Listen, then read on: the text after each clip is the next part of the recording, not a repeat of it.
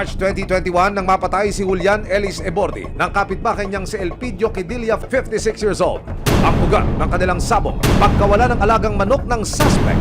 Ang suspect napabilang din sa most wanted ng Region 4A. Pagsilip ko dito, kasi bukas yung mga bintana, nakita ko nakahando sa dyan yung asawa ko. Nakita ko may daldala siyang itak. Tumakbo ako kasi sabi ko baka buhay pa, itatakbo sa ospital. Nung paghipo ko dito, ang unang kong nahipo yung taga dito, tapos yung dito, hindi ko nakita. Opo. Laking gulat ni Magda nang may tumamang matulis na bagay sa kanyang ulo. Iyak na ako ng iyak. Saan po yung unang tama nyo, Aling Magda? Sa ulo po. Ang malala, tinamaan din siya ng taga sa ulo, pisngi, leeg at balikat. Pag biling niyang ganyan, sabi ko, wag, maawa ka na sa akin, may mga anak ako. Sabi niya, wag ka maingay, tumigil ka ng kaiyak mo. Pero hindi lang si Magda ang nakaranas ng galit ng lalaki. Maging ang pamangkin nilang si Wilson, pinagtataga rin. Nasaan po kayo nung nangyari ho yung mismong krimen? Nandito po ako. Hinihila ko rin yung tiyuhin ko. Batakang kami. Nahatak siya sa loob, yung tiyuhin ko. Opo. Doon na po siya pinagtataga. Tinaga niya rin po ako eh. Sa ulo niya ako tinaga. Nakailag lang ako. Sa braso ako tinaga. Ito po, ito. Ito, tama na ito. Opo. Tapos naagaw ko po yung karit niya. Ayan, yan po, 3 daliri, nahiwa ko. Agad sinampakan ng patong-patong na kasong murder, attempted murder at frustrated murder. Ang suspect na kinilalang si Elpidio Quidilla, 56 years old. Nitong March 22, lumabas ang warrant of arrest laban sa kanya. Ito pong suspect natin na si Elpidio Florencio Quidilla ay nagkaroon ng warrant of arrest dito sa branch 75 ng San Mateo Rizal sa kasong murder, frustrated murder, tsaka attempted murder. At napabilang po ito sa regional most wanted ng 4A. Pero mabilis na nakatakas si Elpidio. Pinuntahan ng resibo ang barangay para alamin kung kilala nila ang sangkot sa krimen. Madalas kasi sila mag-inuman. So yung mga problema na mga kinakaharap nila, yung minsan napapagbintangan, nawawala yung manok, kinukuha yung ganyan. So kumbaga mga mabababaw na problema na giging malala dahil dun sa inuman. Hindi rin daw residente ng barangay si Elpidio. Hindi po lehitimo taga rito. Aha. So sila po yung mga come and go sa isang lugar na merong mga informal settlers na pwedeng puntahan, ay doon sila nakikibahay. So kung halimbawa na merong silang magagawang krimen, ay madali lang ho silang makakapagtago. Sa pagkawala ng kanilang padre de pamilya, mag-isang itinataguyod ni Magda ang 2 anak. Pero dahil sa hirap ng buhay, nauwi siya sa pamamalimos sa kalsada. Sa ngayon, sa ilalim sila ng tulay nakatira. Hindi rin siya matahimik dahil alam niyang malaya pa ang suspect at pwedeng huntingin siya nito. Kaya ang shoutout ni Magda, mahuli sa lalong madaling panahon si Elpidio. Unang-una, ano naging epekto sa inyo nitong krimen na ito? Sa inyo bilang asawa ng biktima? Siyempre, masakit po. Masakit po, tapos tinaga pa ako.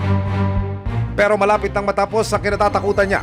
Nitong March 2022, inilabas ang warrant of arrest laban sa suspect. Hanggang sa makatanggap ng tip ang Philippine National Police, Criminal Investigation and Detection Group, Detective and Special Operations Unit o CIDG, DSOU, tungkol sa kinaroroonan ni Elpidio. Nang matukoy ang hideout ng suspect, hindi na sila nag-aksaya pa ng oras. Subject natin dito, Lande, Buhok, Longher. Ready tayo kung ano man ang sakaling mangyari. Sa kanilang pag-aabang, Polis na, polis! Polis! Tama! timbog ang suspect. Alam mo naman. Opo, alam mo po, opo. Ha? Alam mo siguro. Opo.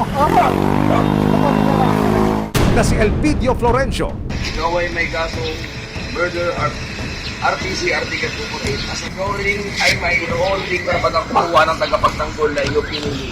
At kung wala ka kaya nito ay pagkakalaw sa'yo ng pamahalaan. Pasok, sakay! Sandali ako! Sakay muna! Nakalaman po ako! Oo, sakay! Sundan nyo! Wag!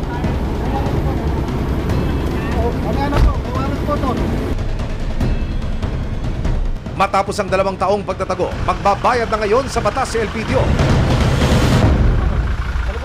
Nakapanayam siya ng resibo, depensa ng suspect. Nalipungat lang po ako nung nilang dugungan ako sir, nangat yung ulo ko eh. Dugungan ka? Opo, sa ulo ko kasi nakahiga na po ako nung time na yun, pumasok silang 3. Napatay ko po dahil nga lang pambulong po kami sa dun sa Siyempre, makakasaktan yung pamilya ko rin po. Kaya napilit na lang din po sa marami sila eh. Kasi ako lang yung sa labas eh. Napaka-importante nito, itong operation na to, lalo na rin sa pagtulungan ng mga complainant sa ang isadarakit ng mga akusado. Kaya kami ay patuloy na nananawagan itong kapulisan po na kung mayroon pa kayong ibang nalalaman na mga taong gumagawa ng krimen, huwag po kayo mag-atubiling lumapit sa himpilan ng pulisya.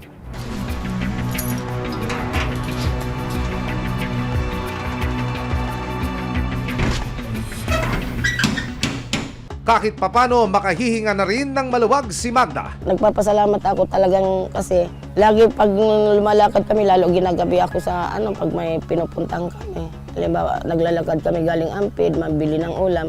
Lagi akong kabado. Laging sa isip ko lagi parang natatakot. Ngayon po na nahuli na, nagpapasalamat naman po ako sa Panginoon tsaka sa lahat po ng tumulong na para mahuli si Elpidio kasi nakakatakot talagang tao yon.